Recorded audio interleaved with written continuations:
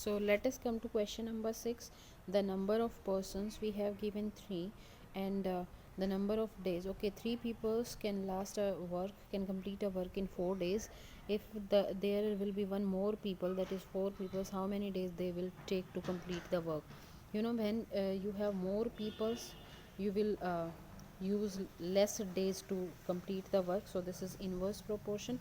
In the inverse proportion, you know that if it is x1 x2, this is y1 and y2, you know that x1 y1 equal to x2 y2, right? So this is x1, so 3 multiplied by 4 equal to 4 multiplied by y. You can transpose this 4 from left to right, and it will come into the denominator, and you will cut 4 by 4, then the answer will be 3.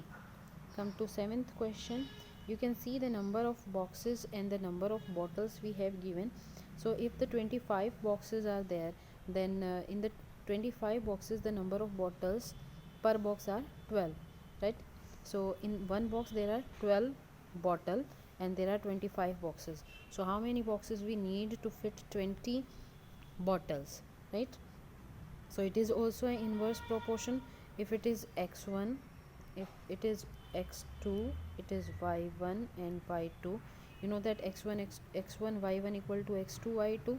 So you will multiply this 25 and 12, and then x multiply by 20. Now transpose this 20 from here to the left hand side, and you will get 25 by 20 into 12. So 25 by 20 into 12. So you can cut here, 5 5s are 25, 5 4s are 20, 4 1s are 4, 4 3s are 12. So it is, 5 3s are 15, right? So come to 8th question. Here you can see the number of machines are 42 and number of days 63. When 42 machines work, the work will be completed in 63 days. How many machines we need to complete the work in 54 days?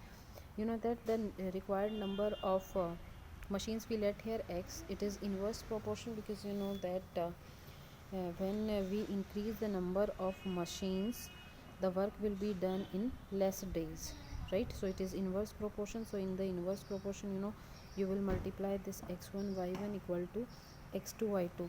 So this will be equal to 42 into 63 equal to x into 54. So transpose this to the left hand side, you will get 42 into 63 by 54. So you can cut here, and you will get 49. So this is question number 9. The speed in the kilometer per hour you have given, and time in hours you have given. So if the speed is 60 kilometer per hour, the distance covered in 2 hours.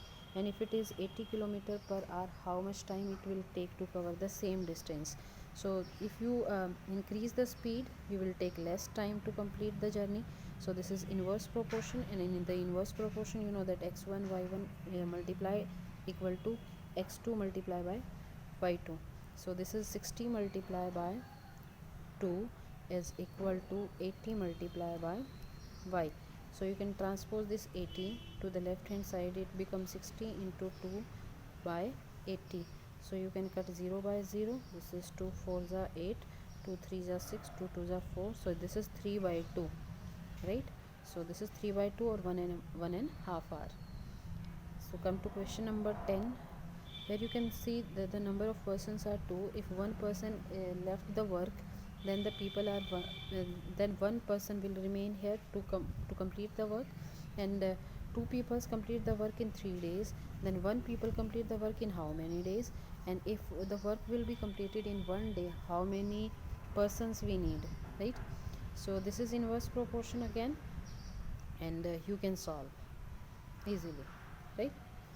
So come to 11th question. So the number of periods and the duration of period we have given. If there are 8 period in the school, so the duration of one period will be 45. And if we want to take 9 periods, then how many minutes of one period will be there? So this is, if increase of periods are there, we will take less time for the one period. So this is inverse proportion. So in the inverse proportion, you can do x1 y1 equal to x2 y2. So 8 multiplied by 45 equal to 9 multiplied by y. You can transpose this y from here, and it will come in the denominator. Now you can cut 9 5s are 45 and 5 4s are 40. So each period will be of 40 minutes, right? So that's all for today.